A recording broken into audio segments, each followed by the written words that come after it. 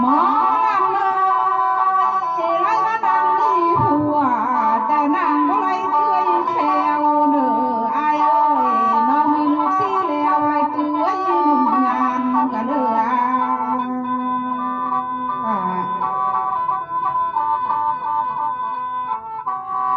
ไล่ไปแล้วน้องหน้าน้อยกินเลยตามันคอยเอ้ย อายถ้าว่ามามือนี้นะอายเอ้ยอายก็นอนเลี้ยวจ้องมองบ่ลาเอ้ยลายดาวหัวเข้าสองสว่างผู้มีเงินว่าสันบ่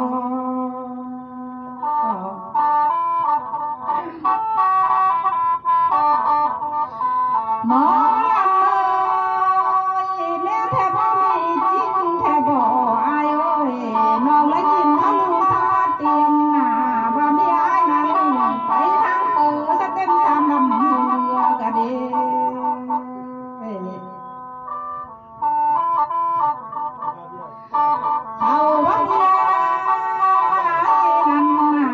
คันว่าเมื่อทางเรือสะเต็มตามกำปั้น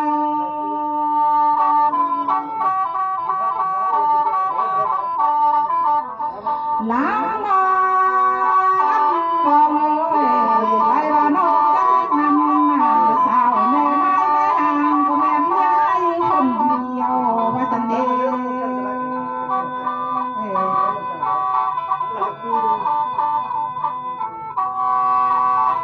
ลาดี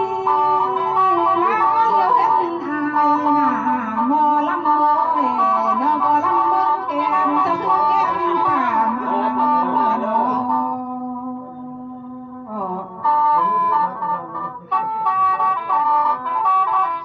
สายเอ้ยน้องก็ลำเบิ่งข้างหน้าผักชื่อข้างป่ามอม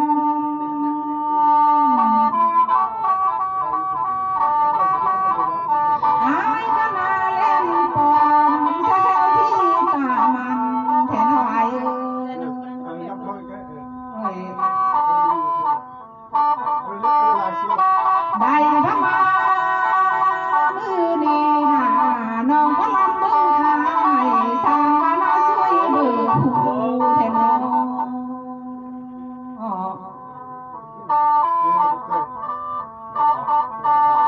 หมอเลิกบ่คู่หน้าตายแต่เหิงจะเกิดมาเป็นอายหน้า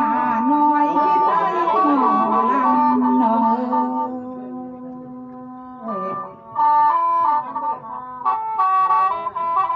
อันว่ามา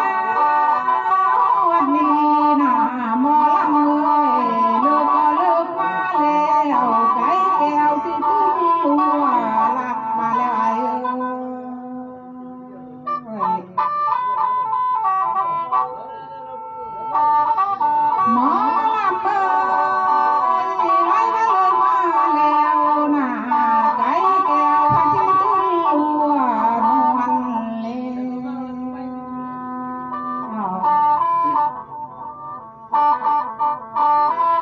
สายเอ้ยคันมาเลยมาแล้วนะหมอลำเอ้ยเฮาก็แนมหาเสื้อคำลัวบ่เพียงไอ้หัวไทยเนาะล่ะเอ้ย ฮัลโหลฮัลโหลมาแล้วนะหาพ่อแม่มาเจอกันหลายจะต้องเฮาเข้าหมู่บ้าน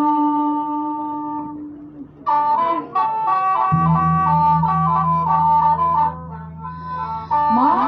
เอ้ยไล่มาคำมาสองหน้าเสมอปองวิญญาณเดือย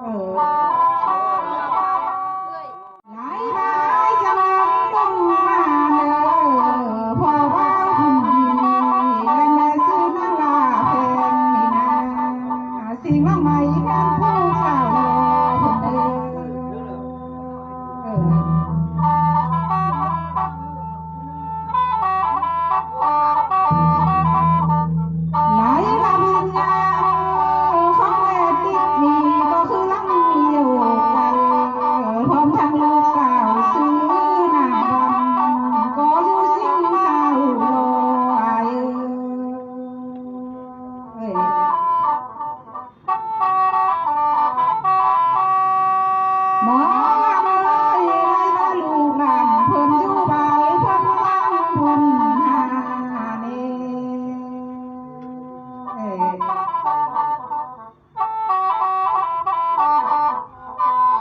อ่างกะพอเว้าพุ่นนี่แม่นางลาแพงก็คือลังเลี้ยวกันลูกหลานอยู่ทางเฮือนพะไลสร้างบุญนอง